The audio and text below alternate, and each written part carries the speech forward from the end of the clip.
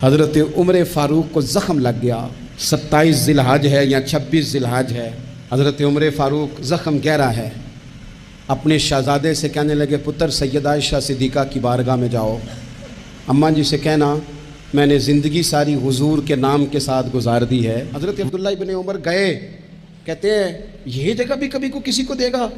लोगों के दिलों में ख्याल था। जनाब अब्दुल्लाह इब्न उमर कहते हैं मैंने जाके हज़रत आयशा सिद्दीक़ा से कहा, अम्मा जी वालिद को ज़ख़म लग गया है, वक्त आखिरी लगता है। सैयदा रो पड़ी, कहने लगे मेरे अब्बा जी की ख्वाहिश है कि मैंने हुजूर का ग़ुलाम बन के और अबू बकर सिद्दीक़ का मुशीर बन के वक्त गुजारा है।